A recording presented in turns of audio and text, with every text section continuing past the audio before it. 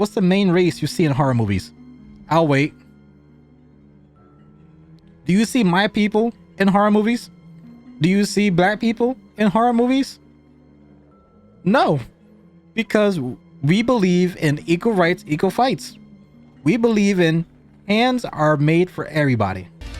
Don't forget to leave a like and subscribe if you enjoyed today's content. I'll trade my sanity all for some vanity. Let it be my death from within. Life's a glass prison where no one can see.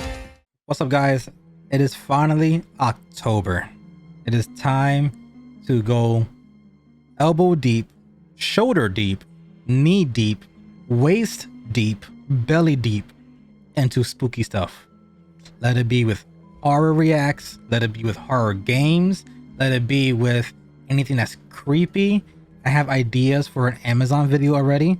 Hopefully I can get all this done because I'm still trying to upload as much as the Call of Duty beta as I can. I still have 13 hours left, but y'all don't care about that. Y'all want creepy stuff. So I'm not gonna talk no more about the gaming stuff. Let's focus on today's video, which is 3 disturbing children's drawing with backstories. It comes from a channel called Mr. Nightmare, which he is actually close to 6 million. He's at 5.99. If you enjoyed today's video, please click the description, go to the channel, and just be that one number to potentially get him to 6 million. Before we hit play, I want to say thank you to Timothy, the meme merchant on my Discord server. I have a section called Scary Reacts. This is where you guys, the community, my family, can submit videos for me to react to. I have 2 sections, which will be recorded content, which will be music reacts and scary reacts. Once October is done, I'm gonna take a little chill pill with the scary react stuff. I will discuss that after the video is done. Let's get into the video. Sorry for the long intro. 3 disturbing children's drawings with backstories. Let's get into this right now. Somewhat lighthearted video about the creepiest children's drawings. I made jokes about a lot of them, but a few on that list did seem like they might have had some sinister backstories. Over the years, I've gotten a handful of kids' drawings with backstories emailed to me. Today, I'm going to be compiling a few of those into this video. This was the drawing made by a 6-year-old boy in Okay, let me just, I thought with the lights off would be fine. I'm so sorry for pausing. I typically don't pause stuff. I want to feel the vibe for scariness. I'm sorry. Let me just go back. Unfortunately I won't be able to lights off since this could be white backgrounds. It's gonna make me look heaven. Years ago, I did a somewhat lighthearted video about the creepiest children's drawings. I made jokes about a lot of them, but a few on that list did seem like they might have had some sinister backstories. Over the years, I've gotten a handful of kids' drawings with backstories emailed to me. Today, I'm going to be compiling a few of those into this video. This was the drawing made by a 6-year-old boy in 2012. The picture was found in his room by his older sister Tracy, who sent this to me, who was 14 at the time, and she showed it to her parents. In the picture is the family around the dinner table, drawn in a typical 6-year-old skill level. The reason Tracy showed it to her family is because she could recognize all the family members at the dinner table, even the family dog and cat. Who she couldn't recognize was the man sitting on the floor kind of behind the table. Tracy said in her emails to me that when she was asking her little brother who that man was, he kept shrugging his shoulders and saying he's not allowed to tell.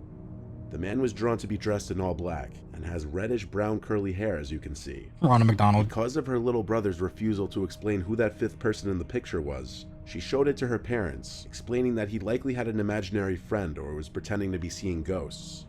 After the parents confronted the child at dinner, asking who the man in the picture was, the boy made a pouty face and shrugged his shoulders. He did this anytime they asked, with the most detailed answer from his mouth being, "I'm not allowed to tell." The parents, specifically the dad, weren't fazed by it, as really a 6-year-old could draw anything and create some kind of crazy story in their head behind it. Tracy... This is why white people die in movies. I'm sorry for assuming the race, but it just seems like a Blanquito thing to do. If my kid draws a image behind his sister, I am moving out. She would be responsible for watching her brother often when their parents weren't home. And one day when she was left in charge of watching him, she heard her brother talking to someone in his room. Upon getting to his room, She learned he was just playing with his toy car set on the floor, talking to most likely himself as he played. Tracy asked if he was talking to anyone. He looked at her and shrugged his shoulders again, pouting his face. Tracy then noticed some candies on the floor of her brother's room, a specific kind of green apple flavored candy that she'd never seen her mother buy before. She asked him where he got this, and he ignored her, going back to playing. Tracy took the candies, and that angered her brother, yelling, "Give them back." She waited until her parents returned home to ask if either of them had bought the unusual candy. Since the boy was only 6 and it was summer break, aka receiving the candies at school wasn't even a possibility, the random candies appearing in the boy's room became a concern.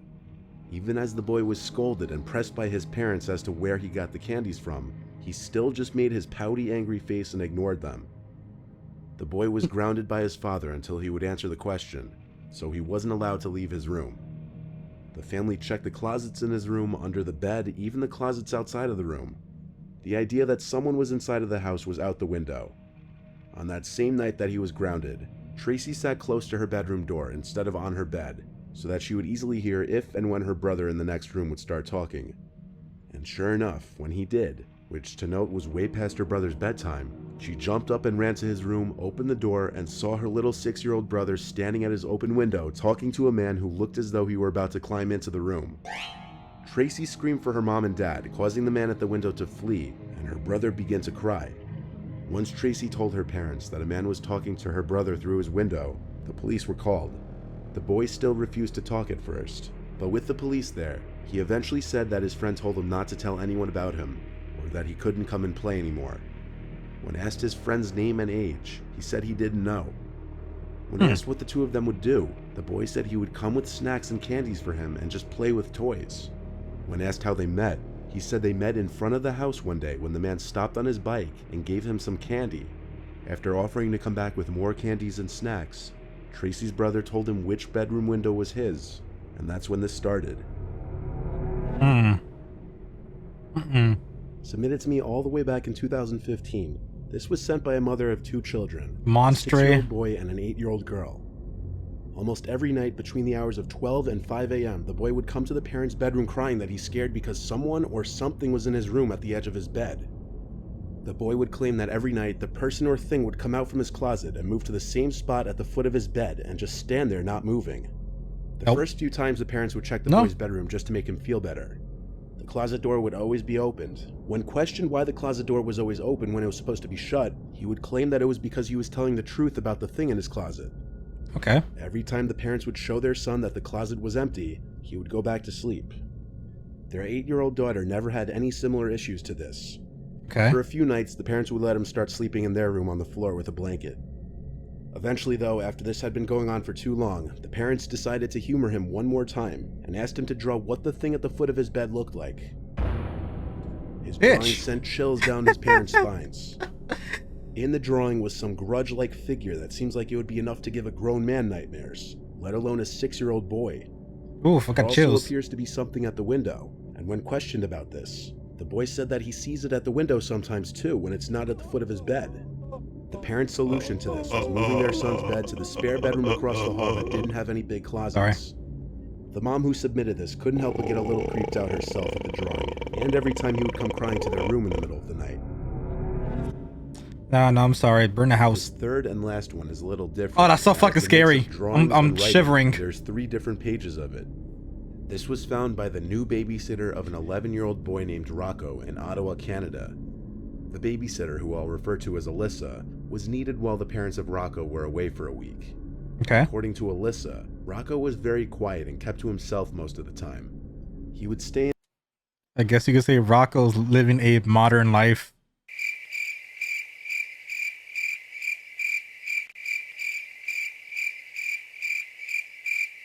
in his room for a majority of the day, and would only come out to get food from the fridge or to go downstairs to play video games.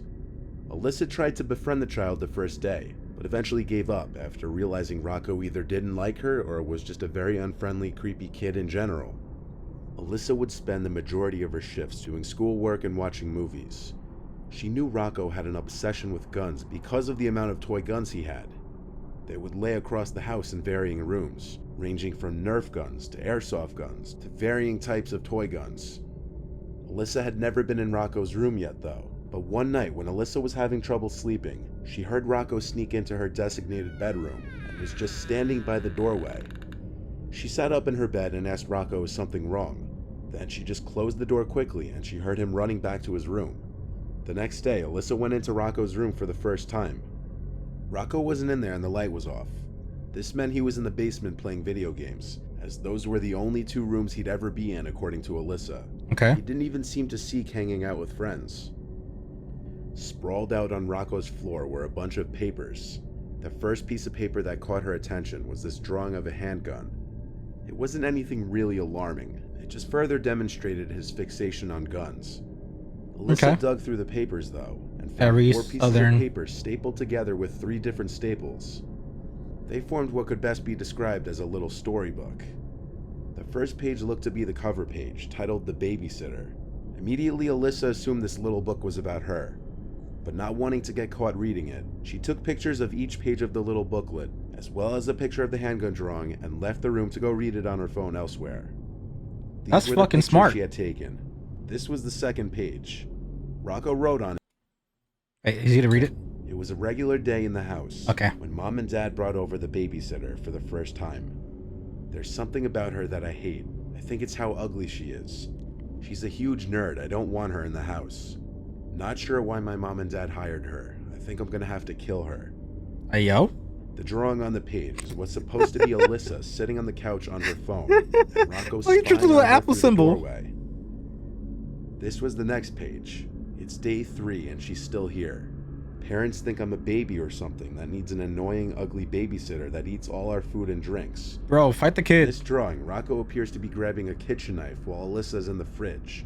The child's disdain for his babysitter becomes increasingly apparent in a disturbing manner.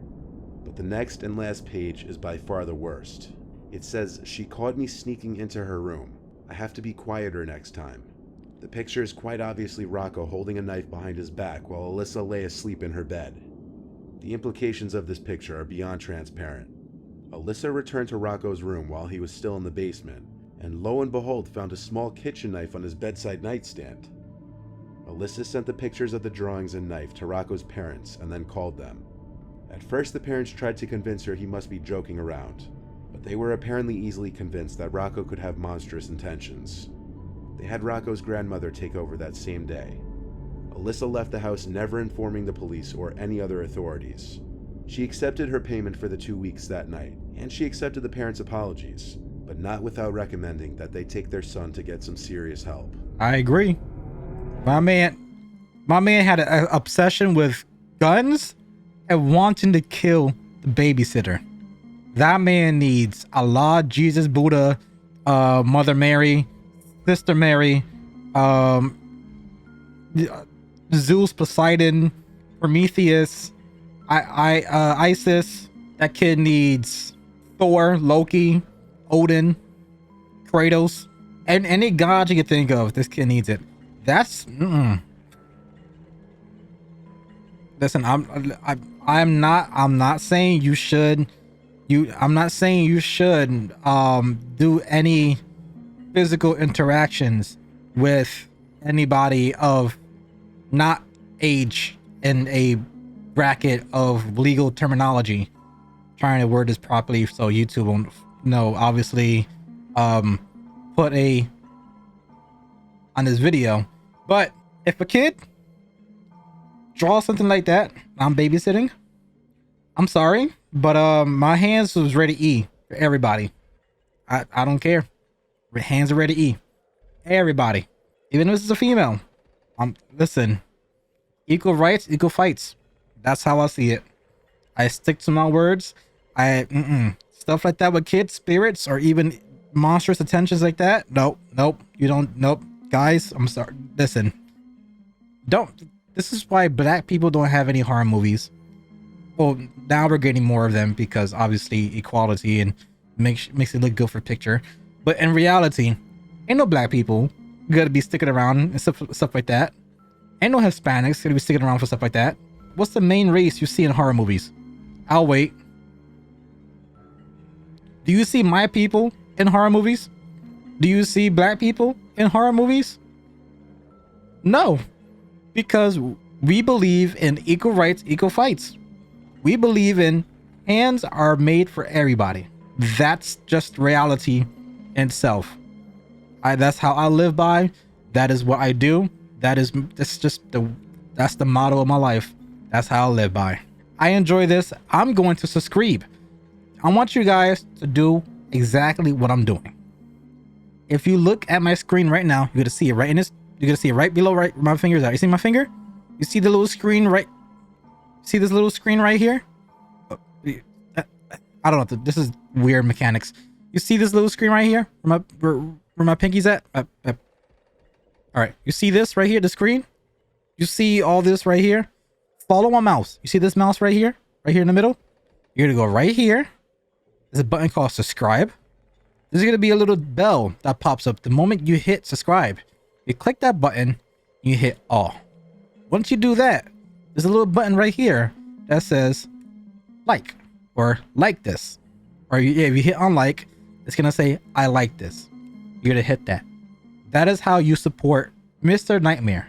And you're gonna do the same thing with my channel. You're gonna, if you're watching on your phone, it's gonna be in the same positioning as this type of setup. Obviously the related, it's the recommendation on the side, that's, ignore that. If you're on your phone, below my video, it's a subscribe button.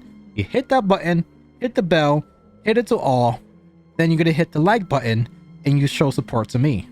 So I can do more videos like this and any other content you want to react to, or other gameplays I'll be releasing very shortly, and other compilations I'm thinking about doing in the near future as well, with most likely a Modern Warfare 2 open beta montage. I had 20 hours of footage from the open beta. Once I finish all the parts, I'm gonna take the best moments and make a compilation of the best moments of that series. If you read the description of my previous video, which is the Modern Warfare video, which will also be pinned in the comment section, read that description and comment on that video. How would you want me to do the compilation for the Modern Warfare 2 open beta? But I do hope you guys enjoy today's reaction.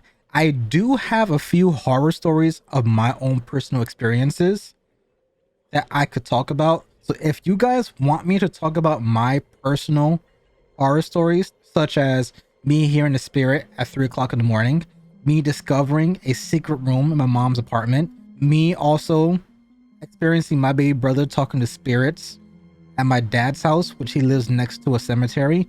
If you want to hear those stories compacted into one video, let me know. I'll post it probably this Friday. But it all depends on your guys' response of this section of the outro. Anyhow, until next time guys, love your faces. I'm out.